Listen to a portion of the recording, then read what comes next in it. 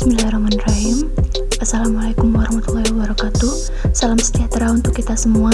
Saya ucapkan selamat pagi untuk Bapak Ahmad Fadil Rizky M.Hum selaku dosen pembimbing mata kuliah Ulumul Quran. Dan apa kabar teman-teman semua? Perkenalkan, nama saya Susantri dengan NIM 1215236. Saya dari Prodi Pagi semester 1. Baiklah teman-teman, pada kesempatan pagi hari ini saya akan mempresentasikan tugas saya yang berjudul Qiraah. Masuk pembahasan poin pertama, yaitu pengertian Qiraah. Pengertian Qiraat menurut bahasa adalah bentuk jamak dari Qiraah yang merupakan isim masdar dari qara yang artinya bacaan.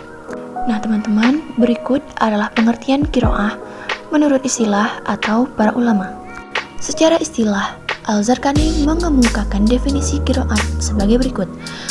Suatu mazhab yang dianut oleh seorang imam qiraat yang berbeda dengan lainnya dalam pengucapan Al-Quran Al-Karim serta sepakat riwayat-riwayat dan jalur-jalur daripadanya, baik perbedaan ini dalam pengucapan huruf-huruf maupun dalam pengucapan keadaan-keadaannya. Definisi ini mengandung 3 unsur pokok. Yang pertama, qiraat dimaksudkan menyangkut bacaan ayat-ayat Al-Quran. Cara membaca Al-Quran berbeda dari satu imam dengan imam qiraah lainnya. Kedua, cara bacaan yang dianut dalam suatu mazhab qiraah didasarkan atas riwayat dan bukan atas qiyas atau ijtihad. Ketiga, perbedaan antara qiraah bisa terjadi dalam pengucapan huruf-huruf dan pengucapan dalam berbagai keadaan.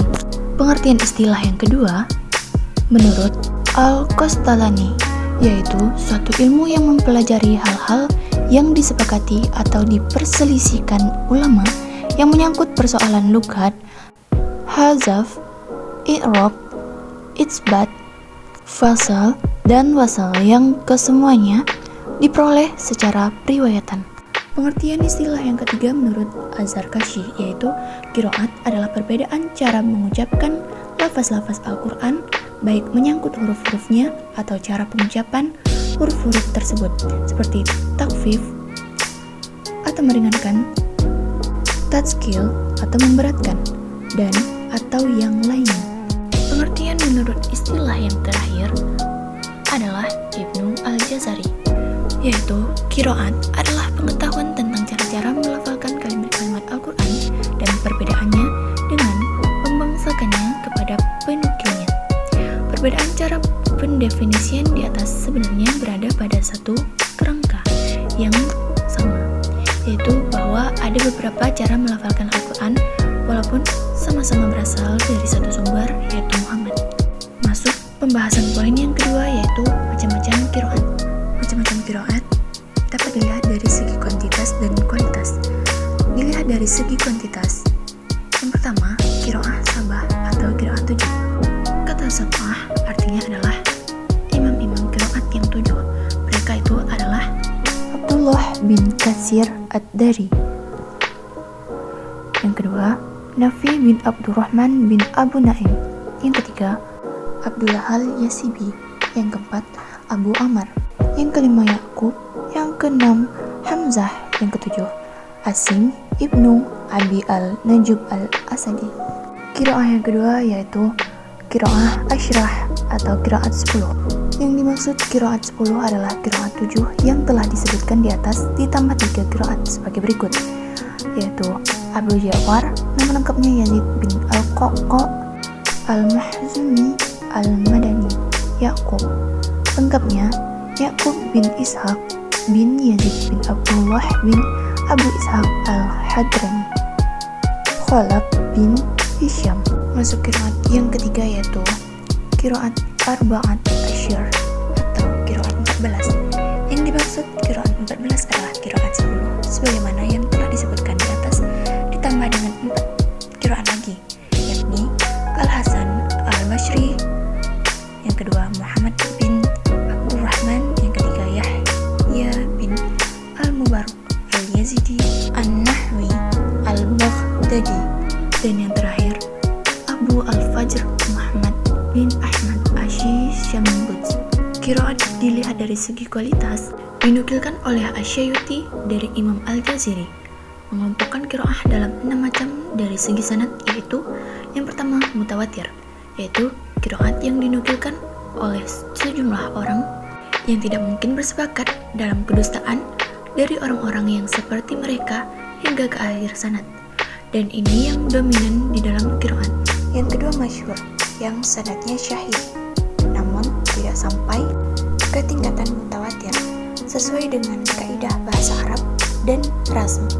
Terkenal di kalangan para imam qurra dan mereka tidak menganggapnya keliru atau ganjil. Dan para ulama menyebutkan bahwa qiraat jenis ini boleh diamalkan bacaannya.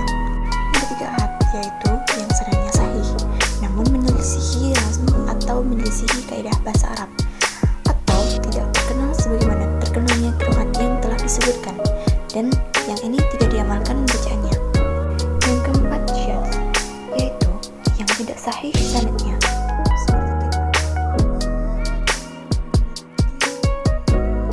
Dengan kata kerja bentuk lampau, yaitu malaka, dan memfathahkan kata yauma di qiraat yang benar dengan mengkasrahkannya. Yang kelima maudhu atau palsu, yaitu yang tidak ada asal usulnya, seperti qiraah inama yakshalahu min ibadihil ulama, dengan merafakkan isim jalalah dan menazhabkan lafaz al-ulama. Yang terakhir, yang mempunyai hadis mudraj atau sisipan, yaitu yang disisipkan ke dalam qiraat yang sahih sebagai tafsir seperti qiraah Sa'ad ibnu Abi Waqqas yang menambah min ummin pada ayat Allahu ahun au uhtun hingga menjadi Allahu ahun au uhtun min ummin.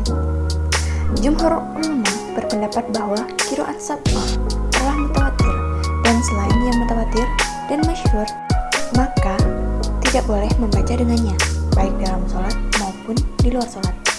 Imam Nawawi rahimahumullah berkata dalam Syarh Al-Muhadzab, tidak boleh membaca dengan qiraat syadz di dalam sholat maupun di luar sholat karena ia bukan Al-Quran. Karena Al-Quran tidak ditetapkan kecuali dengan nukilan yang mutawatir, dan qiraat syadz tidak mutawatir. Dan barang siapa yang berkata dengan selain ini, maka ia adalah orang yang keliru dan bodoh.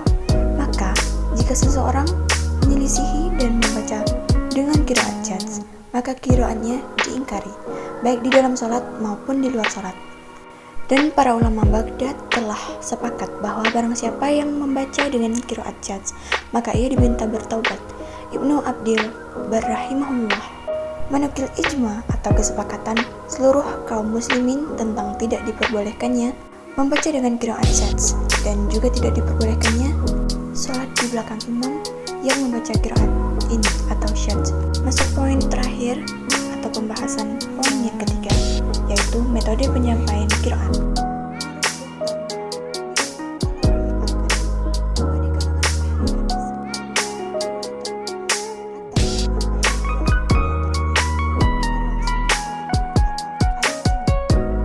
Pertama, membacakan teks atau hafalan di depan guru atau al-qiraah ala al-syaikh.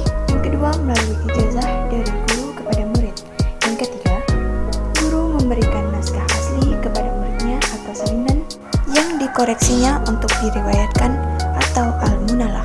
Yang keempat, guru menuliskan sesuatu untuk diberikan kepada muridnya atau mukatabah.